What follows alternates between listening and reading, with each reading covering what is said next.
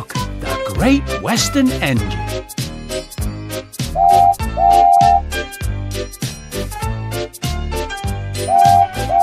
One morning, Percy was talking to Gordon and James in the engine shed.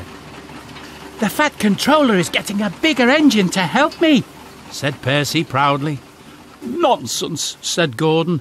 "We don't need a bigger engine." "You just need to work more and chatter less," said James. Percy sighed. "No one listens to me.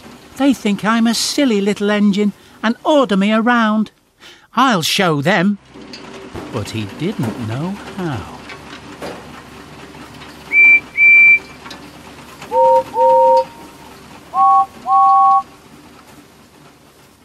Later that day, Percy brought some coaches to the station. "Hello, Percy," said the Fat Controller. "You look tired." "Yes, sir," replied Percy sadly. "I don't know if I'm standing on my dome or my wheels." "Cheer up, Percy," laughed the Fat Controller. "The new engine can do the work here alone. You can help Thomas and Toby build my new harbour." "Oh, thank you, sir," said Percy happily. The next morning, the new engine arrived. He was a Great Western engine. "What's your name?" asked the Fat Controller. "Montague, sir, but everyone calls me Duck because they say I waddle," replied the engine. "I don't really, sir, but I like being called Duck." "Duck it is, then," said the Fat Controller. "Percy, come and show Duck around." Percy and Duck got on well. Duck knew how to make the trucks behave, and soon they were almost finished.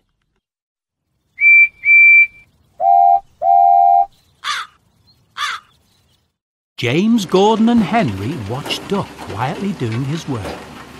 "Let's have some fun," they whispered. And they wheeshed, "Quack, quack, quack." Percy was cross, but Duck ignored them. Then the engines began to order him around. "Do they tell you to do things, Percy?" asked Duck. "Yes, they do," replied Percy sadly. "Right," said Duck. "We'll soon stop that nonsense." And he whispered something to Percy. "We'll do it tonight."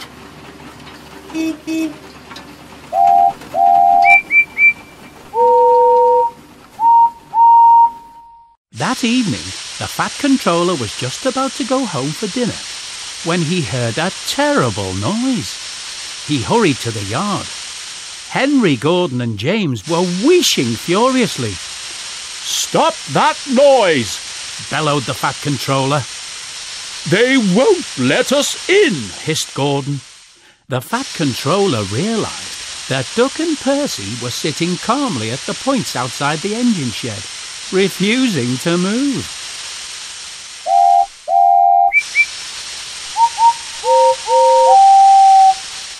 The Fat Controller was very angry. "Duck, explain this behaviour," he shouted. "Beg your pardon, sir," said Duck politely, "but these engines are giving us orders. Can you please inform them that we only take orders from you?" "Duck and Percy, you are causing a disturbance," thundered the Fat Controller. "And as for you," he said, turning to the big engines, "you made the disturbance. Duck is quite right. This is my railway and I give the orders." Henry, Gordon and James were very embarrassed. From then on, Duck worked well at the yard, and the Fat Controller was very pleased with him. One day, Duck was resting in the engine shed when the Fat Controller arrived. "Would you like to have a branch line of your own?" he asked. "Yes, please, sir," Duck replied excitedly. And he took charge of his own branch line, which ran along the coast to the small railway.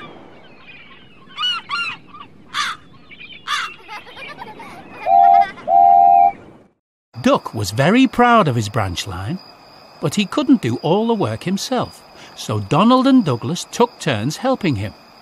One evening he was talking to Donald. "You don't understand how much the Fat Controller relies on me," said Duck proudly. "I'm a Great Western and—" Quack, quack, quack, interrupted Donald. You sound like you laid an egg. Now let an engine sleep.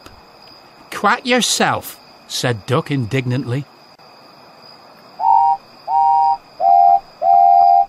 The following morning, Duck spoke to his driver. Donald says I quack as if I laid an egg, he said. Let's play a joke on him and teach him a lesson. I have an idea, laughed his fireman, and he whispered something to Duck and his driver. That night, when Donald was asleep, Duck's driver and fireman put something into Donald's water tank. The next morning, when Donald stopped for water, he found an unexpected passenger aboard. A little duckling popped out of his water tank. His driver and fireman could hardly believe their eyes. But Donald smiled. I know who's behind this, he laughed. And Donald told them what had happened in the shed. The duckling was tame. She shared the driver and fireman's sandwiches and rode in the tender. But as the day went on, she grew tired of travelling and hopped off at a station where she stayed.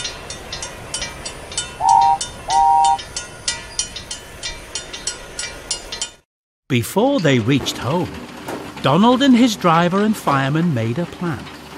That night they were very busy, and when Duck's crew arrived in the morning, they made a surprise discovery. Look, Duck, they laughed. There's a nest with an egg in it under your bunker. Donald opened a sleepy eye. Well, well, he exclaimed. You must have laid there in the night.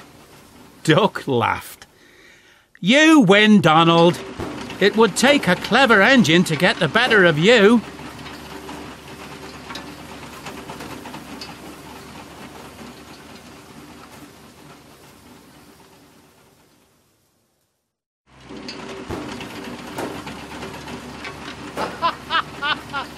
Duck and Donald became good friends, and the duckling settled down at the station. She lived in a pond nearby, but she always flew back to the station to welcome the engines. Donald was her favourite, and she sometimes hopped on for a ride. The station master called her Dilly, but to everyone else, she was always Donald's duck. The end.